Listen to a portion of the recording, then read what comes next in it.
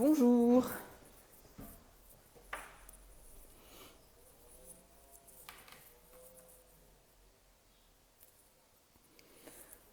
Bonjour. Bienvenue tout le monde pour ce live d'après-midi. Alors aujourd'hui on est en live avec Maude qui va nous rejoindre dans un instant.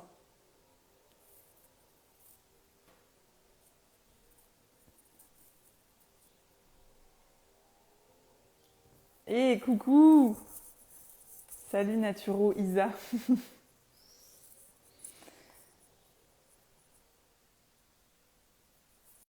Bienvenue à toutes et à tous. J'espère que vous allez bien dans ce jour un peu d'été. Je ne sais pas où vous êtes, mais ici il fait très très beau. Ah, coucou Maude. Et voilà! Salut Tara, ça va? Salut. Ouais, ça va bien et toi? Ouais, ça va. Chaud, trop bien. Ouais, c'est ce que j'étais en train de dire. Ça y est, il fait, c'est l'été quoi. Ouais. Ouais, on va pas en dire plus, mais on est content. Ouais, ça fait plaisir, ouais. Ouais, c'est cool. Eh ben, bienvenue. Je suis très contente Merci. de t'accueillir aujourd'hui et de te rencontrer parce que on ne se connaît pas encore. Euh, on a l'occasion de se rencontrer par le biais de Pawa et je suis vraiment contente de faire cette rencontre cet après-midi. Mm. Merci de participer à cette aventure et d'avoir bien voulu participer à ce live et partager voilà, tes connaissances sur l'école. Avec plaisir, avec plaisir. Hmm. Alors,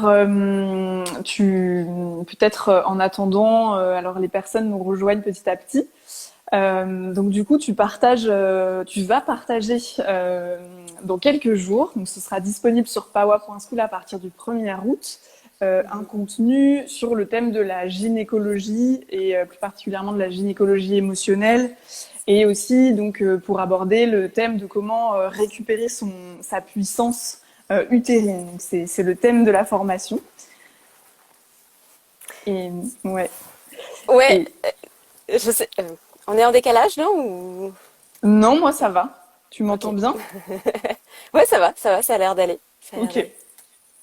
Et du coup, voilà, donc Oui. c'est l'objet de notre rencontre aujourd'hui pour qu'on puisse parler un petit peu plus de ce sujet-là et puis apprendre à te connaître, en savoir un petit peu plus sur ton parcours, ton histoire et ce qui t'a amené jusqu'à à faire tout ça aujourd'hui. Ok, ok. Ouais, j'avais juste envie de partager ça par rapport au choix que j'ai fait. Enfin, vous m'avez quand même donné le champ libre, genre, tu fais tu fais ce que tu veux, tu fais une conférence sur ce que tu veux en fait. Et du coup, j'avais plein de thématiques qui m'apparaissaient. Je pensais au syndrome prémenstruel, je pensais aux menstruations douloureuses, je pensais à tout un tas de choses. Et en fait, je me suis dit que bah, pour commencer, en fait, c'était important d'aller commencer simplement par savoir qu'est-ce que c'est que cet utérus et à quoi il sert avant d'attaquer des choses un peu plus spécifiques. Et donc c'est comme ça que je me suis dit ok, la puissance utérine en fait, est déjà reprendre ce pouvoir, reprendre cette puissance à l'intérieur de nous, comprendre un peu comment, enfin qu'est-ce qu'il a à nous apporter cet utérus me paraissait en tout cas un peu logique par rapport à la proposition de Power School. Et donc voilà, donc c'est comme ça qu'est arrivée cette proposition de retrouver la puissance utérine avant de se lancer dans quelque chose de très spécifique sur le cycle menstruel, sur les douleurs, sur les pathologies, etc. Je me suis dit ok, en fait faut déjà attaquer par le commencement, c'est-à-dire bon, c'est quoi un utérus, à quoi ça sert et à quoi ça sert aussi énergétiquement, à quoi il peut aussi nous servir, comment l'utiliser comme un outil d'empuissancement, quoi. Voilà, c'était Hmm. mon petit détail. Revenir aux bases.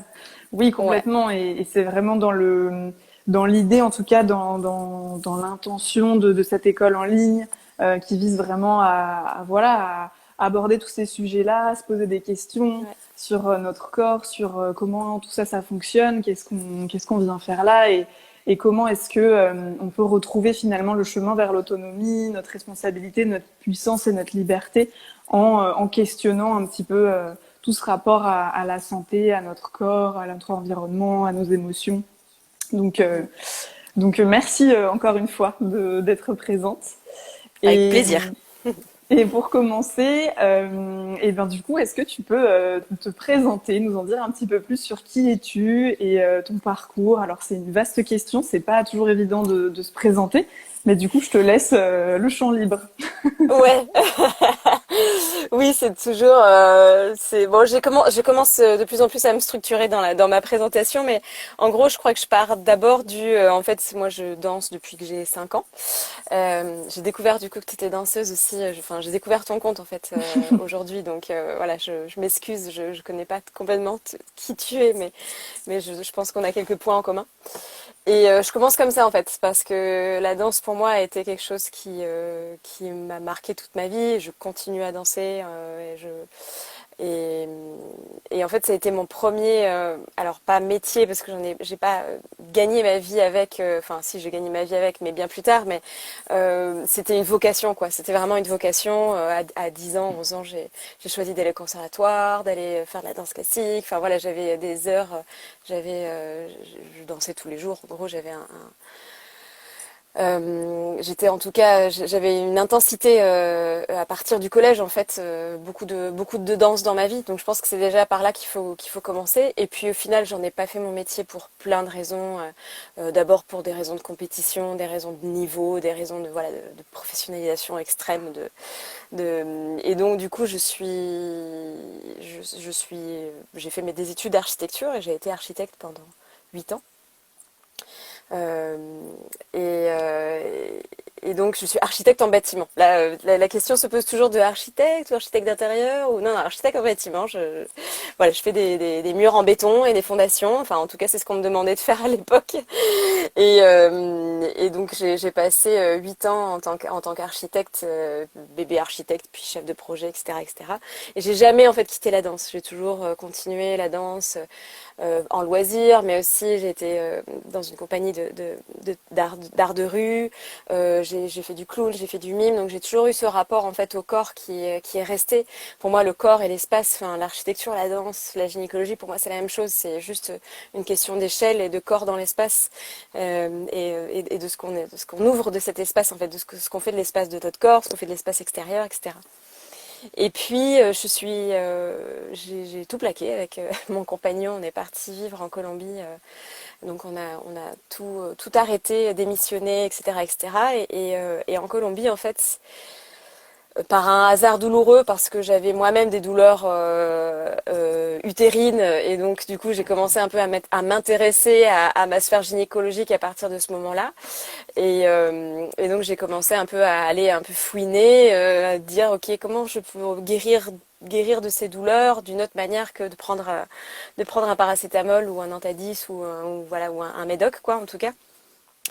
Et j'ai découvert la gynécologie naturelle là-bas, j'ai découvert les cercles de femmes, j'ai découvert l'énergie tout simplement et puis au fil des informations que j'ai recueillies, je me suis formée à la gynécologie naturelle et en fait dans la gynécologie naturelle il y avait tout un pan sur la sphère émotionnelle en fait, chose qui était quasiment acquis pour les personnes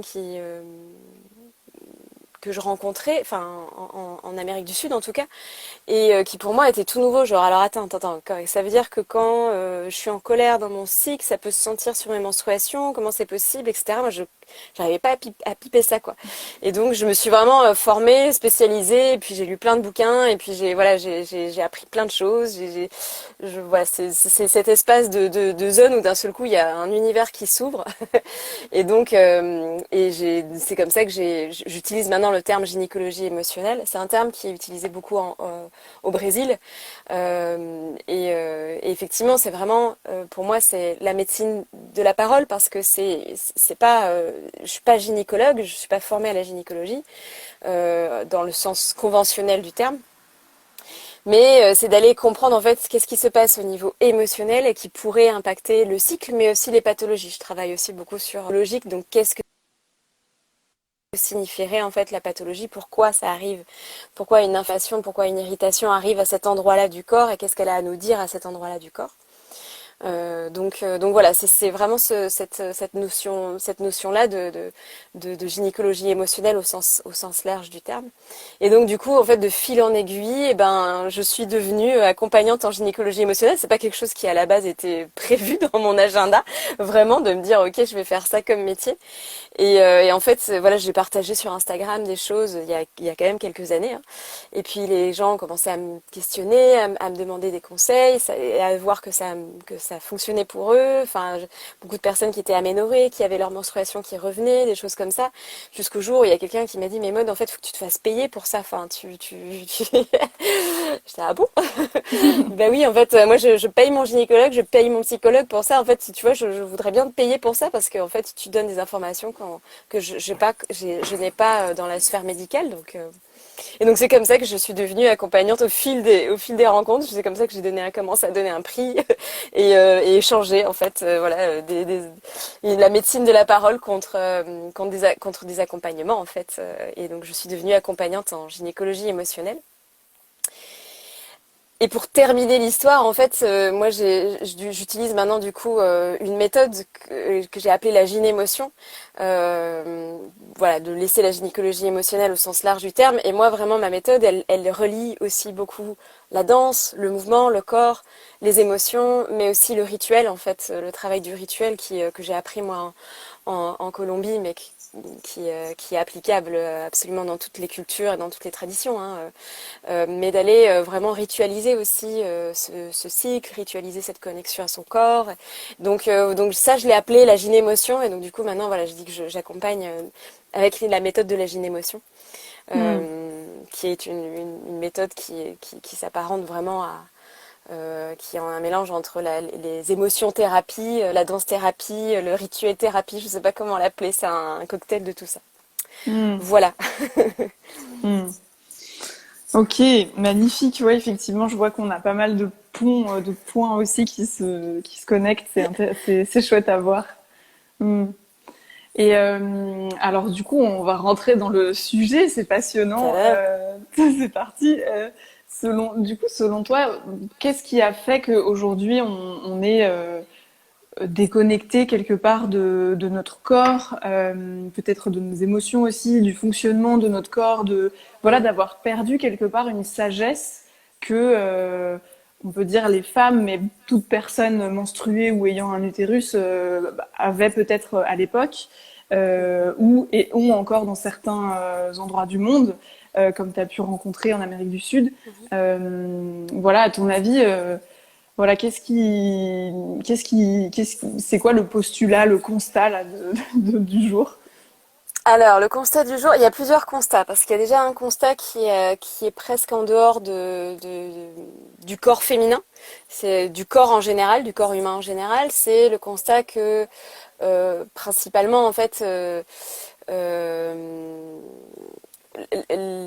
en gros, alors faut que je retrouve absolument cette personne qui m'a dit ça un jour, enfin qui a dit ça un jour, mais il y a eu une séparation en fait entre le corps et l'esprit, Hmm. euh, plus ou moins à la Renaissance, quand il y a vraiment eu, qui commençait à avoir vraiment une médecine officielle, et où voilà, où en gros. Euh,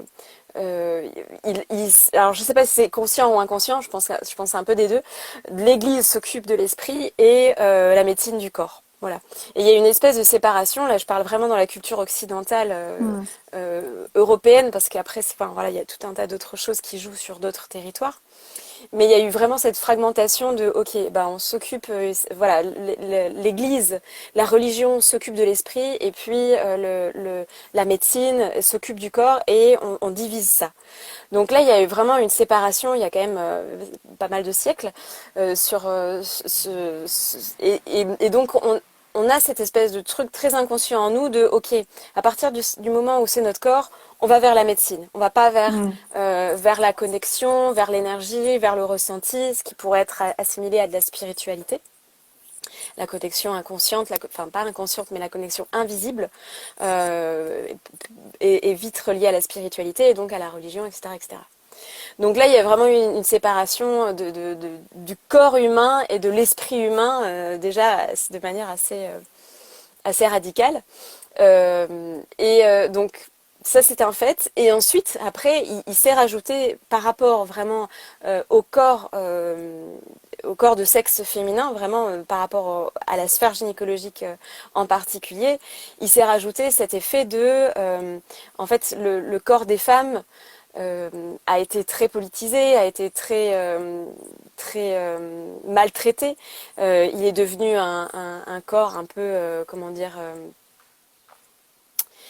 euh, un corps qui était différent aussi du corps masculin. Et donc, c'était un corps pour faire des enfants et point. Donc, il n'y avait pas vraiment de possibilité, il y a pas vraiment en fait, encore de possibilité de se reconnecter à ce corps-là, à cette sphère gynécologique, quoi. Donc ça c'est quelque chose. Alors en plus, bon moi je viens de terminer le livre Le complexe de la sorcière d'Isabelle Sorens que je conseille à tout le monde et qui explique très bien que voilà l'Inquisition et en fait ce poids culturel fait que on a fait peser sur le corps des femmes quelque chose d'extrêmement dur et de ok en fait on va on va pas penser à notre corps parce que sinon il va être torturé, parce que sinon il va être mis à mal, parce que en fait il m'appartient pas en fait ce corps. Et Mm. donc tout ça c'est vraiment quelque chose de très sociétal en fait, hein, cette déconnexion là. Ouais. Et ça c'est beaucoup plus spécifique à la sphère gynécologique quoi, au corps féminin. Ouais. Et c'est sociétal et c'est de ce que j'entends quelque chose aussi qui ne date pas d'hier quelque part. Ça fait bien longtemps que Mm. ça a commencé et voilà, on est toujours dans cette vision quelque part qui sépare, comme tu dis, le corps, l'esprit, etc. Et aussi dans une vision de domination sur le corps, Bien sur sûr. et autres, d'autres, voilà, la terre, les femmes, etc. Et, et voilà, c'est ce que j'entends en tout cas de ce que Mm. tu me dis.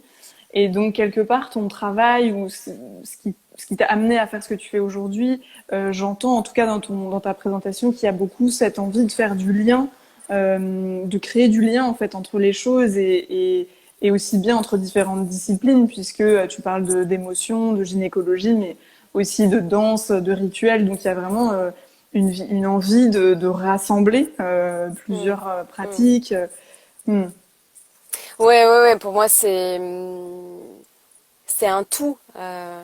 En fait, les émotions, c'est quelque chose qui vient dans le corps, en fait. Pour moi, alors, je sais pas si on peut dire ça vraiment, mais pour moi, le mental, nos pensées, en fait, ce que l'on pense, c'est 10% de ce qui se passe réellement dans qui l'on est, en fait. Vraiment, je l'englobe dans qui l'on est parce que c'est pas que le corps, c'est le corps, l'esprit, l'âme, le mental, les émotions, il y a tout un tas de couches, en fait.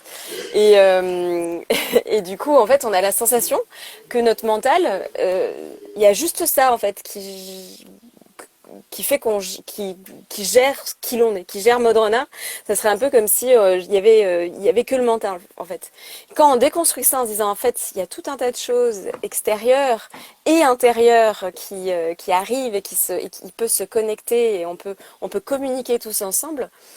Mais c'est invisible, ça se voit pas, ça se mentalise pas en tout cas. Il n'y a pas les pensées qui vont avec, quoi. Et donc là, c'est beaucoup plus infime, c'est beaucoup plus subtil, et c'est là que c'est intéressant de jouer. Et c'est là aussi que, en fait, chacun est particulier. C'est-à-dire pour certaines personnes, ça va être la danse, pour d'autres, ça va être le rituel, pour d'autres, ça va être la musique, pour d'autres, ça va être la peinture. Là, je parle au niveau des arts, mais ça peut être d'aller crier dans la montagne. Enfin, c'est rarement écrire un truc sur son clavier d'ordinateur. C'est plutôt quelque chose de sauvage, etc. Mais d'aller connecter à qui l'on est à travers tout un tas de choses en fait puissantes, quoi. Et c'est Hmm. ça qui est intéressant. On dit que l'âme communique avec nous, enfin que euh, oui, que l'âme communique avec nous à travers les émotions et que c'est les émotions qui vont nous traduire en fait ce que l'âme veut nous dire. Hmm. Donc voilà, c'est comme si. Alors après, il faut avoir cette croyance que nous avons une âme. Moi, je crois que nous avons une âme. Et en fait, cette âme, elle rentre à travers nous, elle passe à travers nous, à travers notre corps en fait. Notre corps reçoit des émotions. Et après, nous, on en fait ce qu'on veut, on les mentalise pas, on les vit pas. Bon, hélas, moins on les vit et plus ça va être douloureux. Mais après, c'est à nous voilà, de faire le tri de tout ça et d'aller connecter. Et pour moi, je crois que je vais encore plus loin dans le sens où, pour moi, c'est presque de l'intuition en fait. Se connecter à cet invisible-là. Hmm. Et pour moi, les émotions, c'est ça. C'est l'invisible, en fait. C'est d'où ça arrive d'un seul coup, pourquoi je suis en colère, enfin, il n'y a pas eu de fil qui est passé de la personne qui m'a mis en colère à moi, qui a fait que c'est rentré dans mon corps, qui fait que j'ai la respiration bloquée, que j'ai envie d'hurler et que je transpire sous les aisselles. Il n'y a pas de fil palpable, c'est invisible. Et en même temps, voilà, c'est là. Et donc, qu'est-ce qui s'est passé à ce moment-là? Bah, c'est subtil. Hmm. Ouais, j'aime beaucoup cette vision-là. J'aime beaucoup cette vision où tu remets voilà ce mot d'âme. C'est vrai qu'au bah Mm. voilà, on a cette croyance ou pas, ou on en parle ou pas, mais voilà, donc finalement les émotions matérialiseraient le message de l'âme dans notre corps et ça nous permettrait Ouais. de décoder, d'avoir une clé en fait quelque part, une porte pour communiquer. Moi, j'aime Ah ouais, beaucoup cette complètement. vision. Ouais.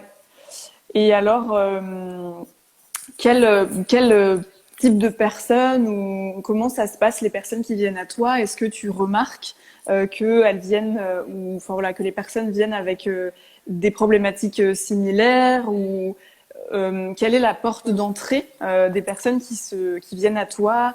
Est-ce qu'elles se posent des questions ou est-ce que ce sont des personnes qui souffrent physiquement? Est-ce que c'est très vaste ce que tu peux Ouais. accompagner? Alors, il y a plusieurs choses. Pardon, j'ai ma voisine qui passe. Il y a plusieurs choses, il y a plusieurs, on va dire, typologies de personnes. Il y a vraiment les personnes qui vont chercher quelque chose, qui sont dans des choses très pragmatiques, donc des syndromes prémenstruels très forts, des douleurs très fortes, des douleurs menstruelles, ou des pathologies, l'endométriose, ou des syndromes des ovaires polykystiques, des choses comme ça, ou des mycoses à répétition, des choses comme ça qui viennent. Et en fait, généralement, ces personnes-là viennent parce qu'elles ont déjà fait tout un tas de choses. Moi, je suis souvent un peu le chaînon manquant, enfin, sans prétention aucune, hein, c'est pas l'idée, mais elles sont allées voir d'abord des gynécologues, elles sont allées voir des ostéopathes, elles sont allées voir des kinés, elles sont allées voir des sages-femmes, elles ont essayé la naturopathie, enfin, c'est tout un tas de choses comme ça, en disant, ok, bon, au niveau du corps, je sens qu'il y a quelque chose, je sais, j'ai changé mon alimentation, j'ai changé ci, j'ai changé ça, mais voilà, je sens qu'il manque quelque chose. Et c'est à ce moment-là que moi, j'interviens dans le sens où, bah, en fait, oui, le corps, il a beau changer et redevenir, on va dire, en bonne santé, etc., avoir une vie plus saine, etc., si les émotions n'ont pas été libérées, s'il y a encore des traumas, s'il y a encore des choses qui sont cristallisées à l'intérieur de nous, ça marche pas. Donc, il faut aller sortir ça. Donc, ça, c'est vraiment une typologie de personnes.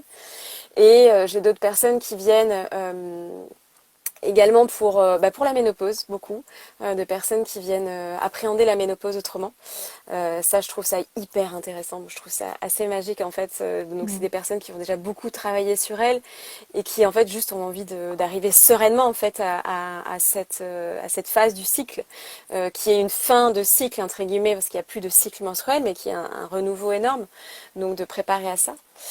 Et ensuite, il y a beaucoup de personnes qui viennent me voir par rapport à une forme de déconnexion qui n'est pas forcément dans le sens physique du terme, c'est-à-dire qu'il n'y a pas forcément de douleur, il n'y a pas forcément de déséquilibre hormonaux, des choses comme ça. Mais et ça c'est vraiment leur mot, c'est une mise en parallèle de soi, comme si elles se sentaient plus dans leur corps ou comme si leur utérus et leurs ovaires n'étaient plus à l'intérieur de leur corps. Ça peut être voilà dû à des traumatismes, des agressions, des choses comme ça, mais voilà, ça peut être juste très subtil en fait, je me sens pas vivante à l'intérieur de moi. Et donc là, on va aller chercher à libérer en fait ce qui se cache derrière ça, parce que là, c'est des émotions, mais c'est c'est des ressentis en fait. Comment on ressent notre intérieur, comment on ressent notre utérus, comment on ressent nos ovaires, qu'est-ce qu'ils ont à nous dire, qu'est-ce qu'ils ont à nous partager, comment je peux communiquer avec eux. Voilà, donc là c'est vraiment les trois principales euh, typologies de personnes que j'accompagne. Hmm. Est-ce que tu dirais que quelque part toute personne voilà dotée d'un utérus a à un moment donné peut-être une invitation, une proposition à aller voir un petit peu ce qui s'y passe, à aller rencontrer cette part-là de nous, euh, pour peut-être apprendre à mieux se connaître ou peut-être apprendre à mieux connaître des histoires familiales, des lignées, peut-être libérer des choses, guérir des choses. Est-ce que tu penses que c'est pas une étape obligée dans une vie, mais presque quoi, quelque chose à un moment donné, cette question, ouais, ce travail-là se propose à nous d'une manière ou d'une autre. Ouais, alors moi j'ai envie de dire oui, bien sûr. Bah oui, oui, oui, clairement oui. Après, c'est pas obligatoire. Enfin, il y a plein de personnes qui passent par d'autres manières de se connecter à elles. Hein. Il y a mille manières d'aller découvrir ça. Enfin, il y a mille manières d'aller se reconnecter à soi. Souvent, c'est vrai que moi, quand les personnes viennent à moi, c'est parce qu'il y a une problématique et que donc elles commencent à s'intéresser à leur corps parce que justement, bah, il y a un déséquilibre, parce qu'il y a plus de menstruation, ou parce qu'il y a des menstruations trop abondantes, ou parce qu'il y a une pathologie, il y a des choses comme ça, quoi. Et c'est vrai que là, du coup, ça creuse. Il y a aussi des personnes qui sont en hypofertilité, par exemple, et qui, du coup, bah voilà, on va aller creuser. Qu'est-ce qui se passe? Enfin, je pense à ça parce que je donne cet exemple souvent d'une femme qui me disait mais non, mais moi dans ma lignée tout est ok, y a pas eu de problème de fausse couche ou d'enfant mort-né ou d'avortement ou de quoi que ce soit. Et puis en fait, quand elle a commencé le travail avec moi, elle en a discuté en fait avec sa grand-mère et elle s'est aperçue qu'en fait sur les 6 enfants qu'elle avait eus, elle avait eu 12 grossesses en réalité. Donc des fois, quand tu commences à te lancer dans ce travail-là, enfin prendre soin de cette sphère-là, tu ouvres des portes, des très grandes portes. Hmm. Donc et après, faut se sentir aussi, faut se sentir les épaules. Des fois, enfin voilà, moi je sais qu'il y a certaines personnes que je refuse, non pas parce que j'ai pas envie de travailler avec elles, mais je sens que voilà, il y a encore des étapes à passer avant d'ouvrir ces portes-là. Et c'est pas, parfois c'est pas des portes qui sont faciles. Donc euh, donc il y a de ça. Euh, mais pour moi, c'est un travail, je trouve que c'est un travail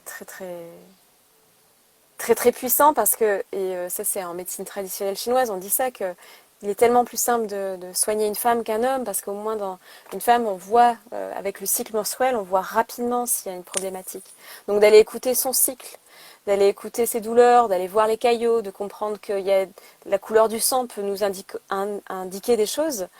Euh, donc de se connecter en fait à son utérus, de se connecter à sa sphère gynéco, ça nous permet aussi d'aller rapidement voir s'il y a des déséquilibres avant que ça devienne des choses Hmm. trop fortes, quoi. Hmm. Oui, quelque part, c'est d'aller écouter les signaux du corps, les signaux du corps, peu importe quels qu'ils soient, il y Ouais. en a beaucoup, Mm. mais d'aller les écouter quand ils sont encore, Ouais. euh, enfin pas silencieux, mais quand c'est encore pas trop, quand ça crie pas trop, quoi. Ouais, voilà, quand ça crie pas trop. Exactement, c'est exactement ça. C'est de pas attendre d'être dans la Ouais, douleur et de se dire, ok, bon, bah là, j'ai peut-être beaucoup de caillots dans mon sang. Est-ce que c'est normal ou pas? ouais. Et qu'est-ce que je peux faire? Donc ça, c'est des choses qui sont intéressantes à aller voir, Hmm. effectivement. Moi, j'ai commencé, en fait, pour la petite histoire, moi, le décodage biologique, c'est mon ostéopathe qui a commencé, voilà, j'avais 18 ans, j'arrivais pour une douleur de dos et puis cet homme-là m'a dit ah oui bah il y a quand même de la colère chez vous, il y a quand même des choses qui, enfin, et j'étais là mais attends mais comment il peut savoir ça, parce que c'est pas que dans la sphère gynéco, hein, c'est tout le corps, hein, qui parle. Alors moi je suis spécialisée dans la sphère gynéco, mais c'est vraiment tout le corps, quoi.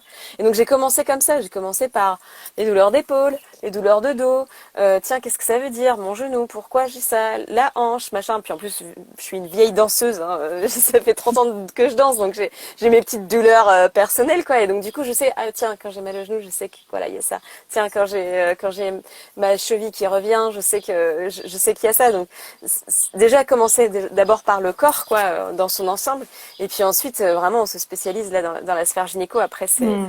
c'est euh, c'est un voyage. Après on peut plus s'en passer, quoi. Hmm. Ouais, c'est ça. Et comme toutes ces pratiques, c'est vraiment de développer aussi, j'imagine, c'est ça, sa lecture du corps, sa compréhension, son Ouais, écoute, son intuition dont tu parlais complètement. tout à l'heure, pour voir venir les choses et comprendre peut-être aussi que un état de santé ou un état de bien-être, c'est toujours en mouvement, c'est toujours quelque chose qu'on gagne et qu'on repère et qu'on regagne il n'y a rien de Merci. figé. Et du coup, c'est d'être curieux en fait aussi vis-à-vis de soi-même, de se voir, de Ouais, s'observer, de se voir bouger, changer, grandir, vieillir, peu importe, mais en tout cas d'avoir une forme de curiosité envers ouais. notre corps et notre état de bien-être et de vitalité. Mhm. Mm. Ouais, ouais, Et, complètement. Je suis complètement ouais. d'accord. Et ça, c'est vraiment le propre. Tu parlais de médecine chinoise, vraiment le propre de toutes ces traditions, de toutes ces pratiques qui visent plus enfin, qui à la base sont vraiment des pratiques préventives. Tu parlais de la médecine chinoise tout à l'heure, mais voilà, c'est vraiment des pratiques plutôt préventives. Ouais. Et tu parlais aussi de rituels.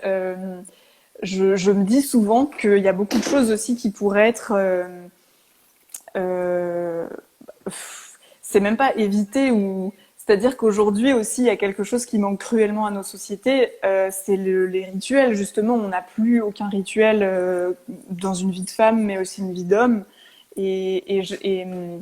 Et je pense que ça aussi, ça peut être quelque chose qui permet de mettre de la conscience sur Mm. justement les différents cycles de la vie. Tu parlais de la ménopause, mais je pense aussi notamment aux premières règles. Quand Oui. voilà, on a nos premières règles, il y a beaucoup d'endroits dans le monde où il y a des rituels ou des choses qui se passent à Mm. ce moment-là pour Ouais. accompagner. Est-ce que c'est quelque Ouais. chose que tu proposes aussi ou que tu as déjà vécu ou vu? Alors les rituels des ménages, j'ai jamais vécu, mais pour moi c'est hyper important effectivement et je le signale beaucoup et c'est enfin du coup moi je le fais rarement. J'avoue que j'ai rarement un public de personnes adolescentes, euh, mais souvent on va aller voir dans mes accompagnements, on va aller voir comment s'est passé les premières menstruations. Comment Hmm. ça a été accueilli? Est-ce que moi j'ai beaucoup de personnes qui me disent ben, je les ai cachés pendant 2 mois, 3 mois, Hmm. j'ai rien dit à personne. Quand je l'ai dit, il fallait rien dire à mon frère ni à mon père. Enfin des choses comme ça. C'est très très très très tabou. Hein.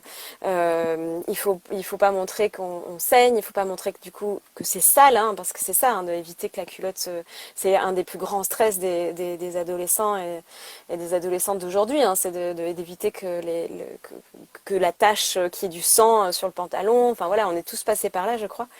Alors Hmm. que ça devrait être un moment effectivement de joie, de ah ouais c'est cool. Enfin voilà, c'est un passage dans la vie, c'est pas rien comme passage mine de rien. On dit que voilà le cycle menstruel il met entre 1 et 2 ans à s'installer, donc enfin c'est une période qui est parfois très éprouvante au niveau hormonal, et donc voilà, et donc ça a été pour 90% des personnes, en tout cas des personnes de mon âge et plus, quelque chose qui a été un peu tabou, Hmm. voilà mis de côté, etc. quoi. Donc oui, effectivement, le passage du rituel, il est hyper, enfin de toute façon passage, hein, le passage, donc le pas vers la sagesse, vers une nouvelle sagesse en tout cas, il est extrêmement important. Il y a ça. C'est vrai que maintenant nos rituels, en fait, ils sont reliés complètement à la religion catholique, qui a été là. Vraiment, j'insiste sur, on est en France dans une culture française, hein, du baptême.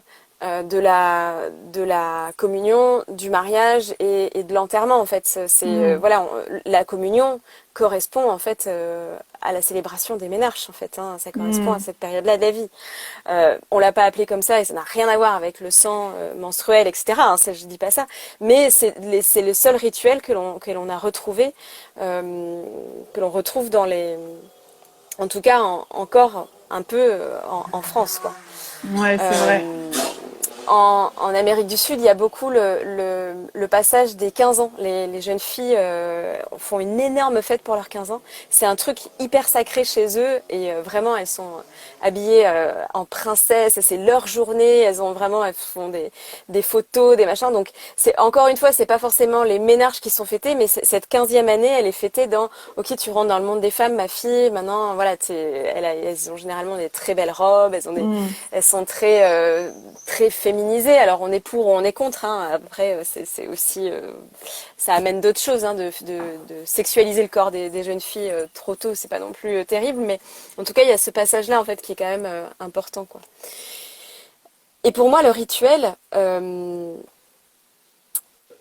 c'est vraiment de faire passer dans la matière quelque chose d'invisible énergétiquement en fait. Donc de ritualiser le passage des menstruations ou même de ritualiser euh, ces menstruations, par exemple, tous les mois, je ritualise mon premier jour de menstruation. Je fais ça d'une manière extrêmement simple. Je me mets sous la douche, je récupère du sang, mon premier sang de mon premier jour. Voilà, je me fais un petit cœur avec sur mon bas-ventre. Merci, ok, c'est bon, j'ai mes menstruations. Je pense à tout ce que j'ai envie d'éliminer et j'élimine, quoi. Donc c'est Mm. parfois pas, on n'a pas besoin d'allumer une bougie, un autel, un truc. Chacun a son rituel chacun a sa manière de faire. Je vous ai donné mon Ouais. tips rituel, mais voilà, c'est juste ok, se dire ok, c'est un passage, c'est un nouveau truc, on y va. Mm. Et le mettre dans la matière en fait. Ouais, c'est hyper important et ouais, j'ai aussi un petit rituel moi maintenant depuis quelques temps de mon premier jour de règle parce que il y a 7 ans j'ai arrêté la pilule et s'en est suivi 1 ou 2 ans de galère pour retrouver des Mm. cycles Ouais, à peu près voilà. ouais. J'avais des cycles très très longs, enfin, voilà, j'avais l'impression de revenir à mes 14 ans en fait, c'était très Ouais. bizarre alors que j'avais 23 ans. Acné, des choses comme Ouais, ça. alors l'acné est revenu beaucoup plus tard. Ça Ok. m'a inquiété. Enfin, je pensais que ça allait revenir parce que j'avais pris la pilule pour l'acné. Enfin bref. Et du coup, voilà, encore aujourd'hui, voilà, même 7 ans plus tard, mon premier jour de règles, c'est toujours un jour de fête, quoi. De ah, c'est bon, mon corps Mm. fonctionne, j'ai mes règles, tout va Ouais, bien. ouais. Et du coup, pareil, moi, je ritualise en m'habillant. J'ai une robe rouge que je mets toujours quand j'ai mes règles, mon premier jour, et j'ai une culotte de règles rouge. Donc voilà, je mets ça, c'est mon habit de premier Génial. jour de règles. Ouais, c'est Ouais, toujours c'est la fête, génial. quoi. Ouais. Mm. Ouais, ouais, c'est super. Alors c'est vrai que c'est difficile à dire pour quelqu'un qui est dans la douleur et qui appréhende Ouais, son premier jour de menstruation. C'est compliqué de dire ah bah tiens, mais une robe rouge, tu vas voir, ça va être c'est la fête.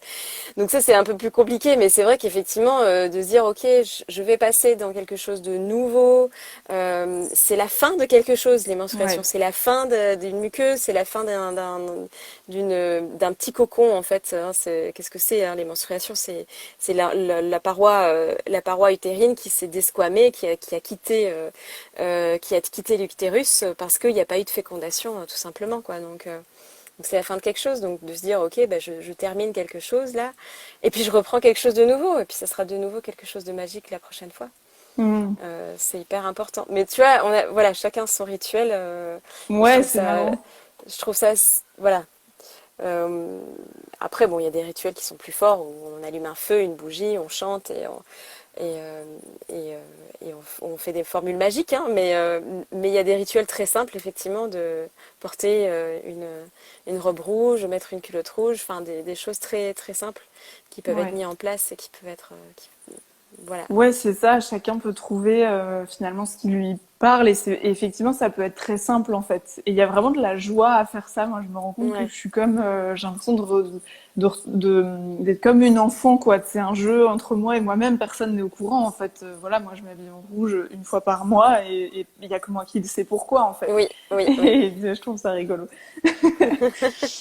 Et, Ça me fait penser à la Dame aux camélias. Je ne sais pas si tu connais ce livre où elle met des camélias blancs sur oui, c'est sur son balcon de théâtre tous les soirs, sauf 5 jours dans l'année, dans le mois, où elle met des camélias rouges. Et je trouvais ça, enfin, je sais pas, ça m'a marqué à l'époque cette histoire-là, enfin, qui est une histoire euh, très très douloureuse, etc. Mais effectivement, il y a ce passage-là en fait des 3 jours, des 5 jours de menstruation où elle ouais, indique à ses prétendants, ouais, c'est ça, elle dit qu'à ses prétendants oui, qu'elle a ses menstruations. Tout le oui, théâtre est c'est au courant vrai. parce elle met des fleurs rouges en fait sur son balcon, quoi. Mais voilà. Oui, c'est vrai, c'est drôle en plus que tu cites ce livre particulièrement parce que c'est mon livre préféré, moi, La Dame C'est aux vrai? Camélias. Ah Ouais, ben voilà, ok. mm. Ouais, que Donc j'étais tu allée sais voir en ballet à emballer. Ah l'Opéra de ouais. Paris avec Chopin, qui est aussi un de mes compositeurs préférés. Donc c'était Mm. vraiment le plus beau soir de ma vie, je pense. Waouh, ah ouais, mais Mm. je rêverais de ça et Onegin, mais bon là on est en train de divaguer, mais mais c'est mes deux ballets que je rêverais de voir effectivement à l'Opéra de Paris. Ouais, magnifique.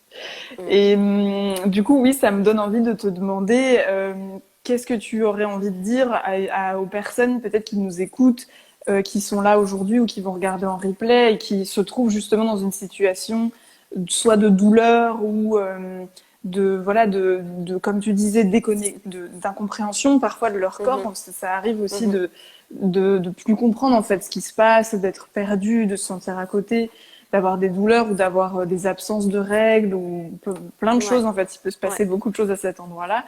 Qu'est-ce que tu aurais envie de dire? Ce serait quoi pour toi la première chose à faire entre guillemets ou voilà, ouais, ce serait vers quoi on pourrait Mm. aller pour aller Ouais, mieux. eh bien, alors déjà, moi, je conseille toujours de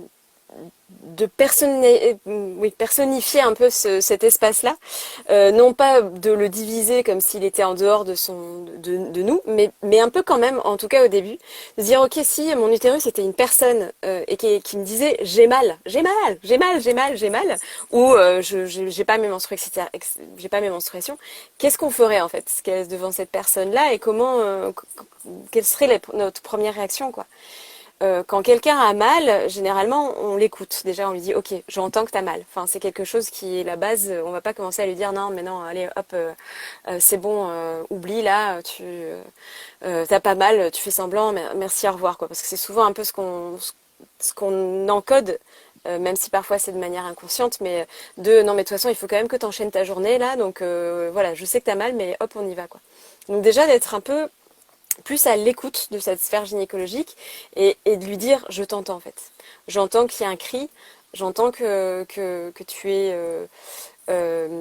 es dans le mal-être et j'ai envie de communiquer avec toi. Donc déjà en fait d'ouvrir une porte et de plus enfermer, de plus se mettre derrière voilà des barreaux, des murs, des trucs de non là j'entends pas, je suis pas là, etc. Non, de se dire ok, j'ouvre la porte et je dis ok, j'entends que t'as mal. Donc ça passe tout simplement par aller parler à son utérus. Souvent c'est ce que je pose comme question, genre mais est-ce que tu as déjà parlé à ton utérus? Est-ce que tu l'as regardé là en bas ventre et lui dire ok en fait je sais, j'entends là que c'est douloureux, je sais, et de lui expliquer aussi ce qui se passe dans ta vie. Bah oui, mais en même temps, voilà, j'ai changé de boulot, j'ai déménagé, il s'est passé ci, ça fait quelque temps que je fais ça, je sais que ça peut être difficile pour toi, je sais que ça peut être compliqué, et d'expliquer en fait, comme à une personne en fait, voire même j'ai envie de dire presque comme à un enfant en fait, qu'est-ce qui se passe en fait pour nous à l'intérieur, parce qu'en fait c'est ça en fait qui manque, c'est la communication entre le corps physique et ce que nous on vit. Et c'est comme si on vivait que dans notre cerveau là. On vivait nos colères, on vivait nos tristesses, on vivait nos peurs, on vivait tout ça. Et comme si le reste du corps le vivait pas, mais si, le reste du corps le vit. Et donc déjà de dire très verbalement, vraiment, ok, je t'entends, je sais que t'as mal. En fait, moi, c'est parce que moi aussi j'ai mal, moi aussi j'ai peur, moi aussi je suis pas bien. Et voilà, de rebrancher cette prise-là, en tout cas pour commencer, c'est hyper intéressant. Et donc ça, c'est ce qui est un peu complexe, c'est que comme le cycle menstruel dure un mois, plus ou moins, et ben faut attendre aussi. Donc ça apprend aussi un peu la patience de ok. Donc là maintenant que j'ai enclenché ce truc-là de communication, qu'est-ce qui va se passer plus tard? Et ça par contre c'est effectivement accepter aussi que ben tout se fait pas du jour au lendemain. Même si j'ai parfois des résultats assez Mm. bluffant des personnes qui me disent ça fait 8 ans que j'ai mal et là ça y est j'ai plus mal quoi d'un seul coup c'est presque irrationnel pour ces personnes-là hein, d'un seul coup donc accepter de plus être dans le mal aussi donc ça c'est quelque chose qui est aussi intéressant Mm. et pour moi ce qui est aussi très important waouh c'est d'aller se connecter à ce vers quoi on a envie d'aller et de vivre comme ce quoi on a envie d'aller. Et je sais que je, je, je discutais, j'ai fait une première séance l'autre jour j'adore les premières séances parce que je trouve ça toujours pertinent, avec une personne qui a des douleurs menstruelles. C'est vraiment le premier jour où elle peut plus sortir, elle peut rien faire, elle est bloquée chez elle. Et, Et elle avait beaucoup de difficultés. Je lui ai dit, mais est-ce que tu peux t'imaginer justement faire des choses? Est-ce que tu peux te projeter sur qu'est-ce que tu ferais le premier jour si tu n'étais pas dans la douleur, quoi. Et Mm. elle avait vraiment énormément de difficultés à se projeter sur, mais en fait, c'est possible, en fait. Donc déjà, réencoder ça dans sa tête, j'utilise beaucoup le mot réencoder parce que c'est souvent, en fait, des espèces de croyances qu'on se met parce qu'on a vécu ça, parce que ça fait des années qu'on vit ça, donc ça va, c'est impossible de changer. C'est un peu ce que notre cerveau se dit, en gros. Et donc d'aller se projeter dans, bah oui, en fait, le premier jour de mes menstruations, bah, le mois prochain, je me projette dans, bah, je sais pas, je vais pouvoir aller euh, me balader dans la forêt ou je sais pas trop quoi faire et d'aller connecter à ça en fait déjà. Et pour elle, c'était impensable et c'est avant que je lui dise, c'était impensable. Elle m'a dit c'est la première fois que je pense que je pourrais ne pas avoir mal en fait. Je sais pas si c'est Mm. compréhensible, mais c'est hyper important. C'est hyper Ouais. important. Mais ça, je crois que dans le coaching, enfin tout ça, c'est des choses qui se font assez facilement, enfin assez régulièrement, d'aller se projeter dans ce que tu Mm. veux déjà vivre en fait, de vibrer la vibration de comment tu veux te sentir en fait. Ouais, complètement. Ouais, ouais, c'est déjà partir de la sensation aussi quelque part. Encore une fois, c'est de Complètement. revenir dans le corps. Comment est-ce Ouais. qu'on se sentira, quand, etc. Et c'est aussi se Mm. connecter à la possibilité, comme tu dis, que ça existe, que c'est possible et que quelque part c'est déjà là, que cette Ouais. version de nous qui n'a plus mal existe déjà en fait. Ouais. Ouais. Hmm. Exactement. Ouais, super. Hmm. Eh ben, je suis vraiment ravie de cet échange. Je trouve ça passionnant. Je vois que le temps Oui. passe et pour clôturer, j'ai toujours un peu les mêmes petites questions. La Ah. première, c'est selon toi, de quoi le monde a besoin? Qu'on exprime nos émotions. Je radote, mais qu'on exprime, ouais, qu'on exprime nos émotions. Si on pouvait tous exprimer nos émotions au bon endroit, à la bonne personne concernée, déjà, franchement, il y aurait beaucoup moins de problématiques. Si on réussissait tous à dire ce qu'on pense, ce qu'on vit, enfin, c'est pas ce qu'on pense de manière politiquement correcte ou pas, on s'en fout, mais de ce que l'on vit et qu'est-ce que ça nous fait dans le corps, ça serait déjà. Et que ça soit accueilli aussi, que ça soit accueilli. Hmm. Là, on aurait gagné beaucoup. On aurait gagné beaucoup de points pour l'humanité. Ouais, c'est clair. Hmm. Est-ce qu'il y a une personne qui t'a guidé, inspiré, qui t'a aidé sur la route? Ça peut être un mentor, je sais pas, une Ouf. chamane, quelqu'un avec qui tu t'es formé et dont tu aimerais rendre hommage aujourd'hui en citant le nom et peut-être en expliquant un petit peu qui est cette personne pour Oui, toi. oui. Ouais, j'ai quand même plusieurs personnes qui m'ont guidée entre mes profs de danse, mes profs de clown,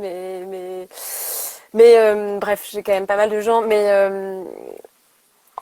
là, par rapport à notre thématique, etc., j'ai envie de citer Laura Moreno, Hmm. qui est une femme colombienne qui se dit pas chamane, mais qui est, en tout cas a été initiée en tant que telle, mais qui est vraiment d'une simplicité. Enfin, c'est comment dire, c'est loin des clichés du chaman avec les plumes dans les cheveux et c'est vraiment juste quelqu'un qui veut transmettre les mémoires ancestrales euh, des autochtones colombiens Hmm. et, et qui m'a vraiment initiée à me connecter en fait à moi et à mes énergies, aux énergies du territoire sur lequel je vis, aux énergies de mes ancêtres qui sont pas forcément les mêmes mais qui sont fort reliés. Et donc oui, c'est à elle que c'est par elle que tout commence en tout cas en Colombie. Hmm. Et Merci. qui j'espère l'année prochaine va pouvoir venir en France. Je croise les doigts Ouais, on va croiser les pour doigts que aussi. le monde puisse refaire, on puisse ramener des gens, voyager, tout ça. Bref, on va pas parler de Ouais, ça. laisser circuler Voilà, laisser librement circuler les librement. personnes. Voilà. Ouais, ok. Eh ben ouais, génial, merci beaucoup. T'as Merci. parlé déjà d'un livre tout à l'heure, mais peut-être que tu veux reciter celui-là, mais j'aime bien demander aussi s'il y a un livre qui t'a particulièrement aider ou ouais, un livre dont tu aurais envie de parler aujourd'hui et qui te semble, voilà, que tu as envie de partager, qui peut aider sur ce sujet ou sur un autre, hein, Ouais. Ah oui, oui, c'était le complexe de la sorcière, oui, qui est pas forcément sur la gynécologie, mais qui est important. Un livre qui m'a aidé, je suis en train de, enfin, j'ai ma pile de livres là sous mon. Euh, j'en ai plein. Un seul. Ouais, ça c'est dur aussi. Tic, tic, tic, tic, tic. Un seul, je dirais. Alors celui-là, il est en espagnol, donc je vais pas vous le donner. Euh, je crois que. Allô? Ouais. Oui. Ah, je t'entends plus. Tu Ah, m'entends? ouais, moi je t'entends, ouais. Ah, mince, ça c'est le genre de truc qui va être très vite. Je t'entends.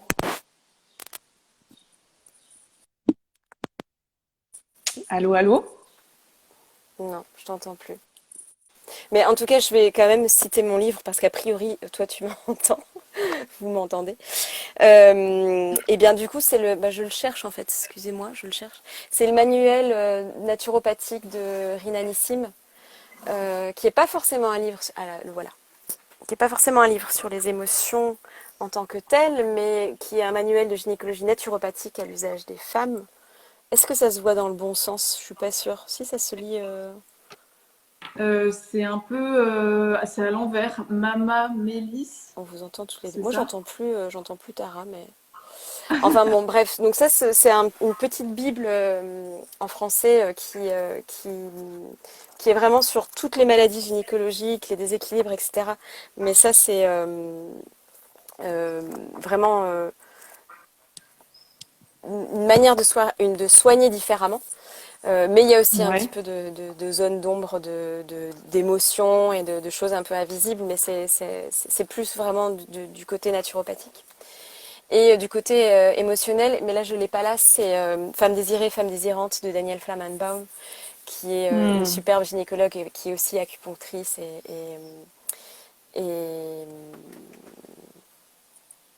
et praticienne en médecine traditionnelle chinoise. Et voilà, son livre est très hétéro-centré, donc parfois un peu difficile au niveau de la notion de genre, enfin de mon point de vue. Mais par contre, si on se retire de ce principe-là, il est quand même hyper intéressant par rapport justement aux émotions, par rapport à la lignée, par rapport à la connexion vraiment à la sphère gynéco, à nos vies, à ce que l'on ressent, à ce que l'on vit. Voilà. Hmm. Ok. Alors je sais pas du Je coup si t'entends tu me plus, donc réentends. Ah ok. je sais pas ce que Merde. tu veux me dire. Est-ce que tu as une autre question? Je sais pas. C'est trop chelou. J'avoue Non, que. Non, c'est j'ai bon, t'as plus pas d'autres questions. de. J'avais pas d'autres questions, mais bon, ça aurait été cool qu'on puisse se dire au revoir, que tu puisses m'entendre. Mais du coup, il y a que les personnes qui vont m'entendre. C'est très bizarre. Et ben, J'essaye de lire sur tes lèvres, mais j'y arrive pas. Mais j'imagine que tu dis merci, au revoir, c'était chouette. c'est un peu ça. On va faire Ça au doit être un revoir en truc langue comme des ça. signes. Merci beaucoup en tout cas de m'avoir invité, Tara. Merci à la Pawa School. Du coup, voilà, vous pouvez retrouver mon atelier. C'est vraiment une conférence de quasiment 1 heure et puis ensuite une méditation sur aller retrouver sa puissance utérine. J'ai vraiment fait, alors pour la petite histoire, la méditation, je l'ai canalisée en live. Donc je n'ai aucune idée, parce que je me souviens absolument jamais de ce que je fais. Donc je n'ai aucune idée autant la conférence, je l'avais un petit peu calée, etc. Autant la méditation, je ne sais pas du tout, c'est une canalisation, donc ça se passe voilà, entre vous et l'univers, et je ne sais pas ce que c'est. Euh, je, je me souviens. Je ne me souviens pas. Et j'ai pas réécouté la méditation. C'est des choses que je ne fais jamais. Je ne sais pas ce qui va se passer. Mais je sais que de toute manière, si c'était là, c'est que c'était important pour le monde. Voilà. Hmm. Merci, merci beaucoup. Merci Et Tara. Je ouais, trouve ça intéressant de lire sur les lèvres. Merci. Heureusement que tu n'as pas de masque. ouais. Écoute, Et eh bien, ouais. belle continuation. Merci de nous avoir écoutés et à tout bientôt. Ouais, merci à toutes et à tous. Merci Maud d'avoir été là. Et puis à bientôt sur Pawa ou ailleurs. Bisous. Ciao.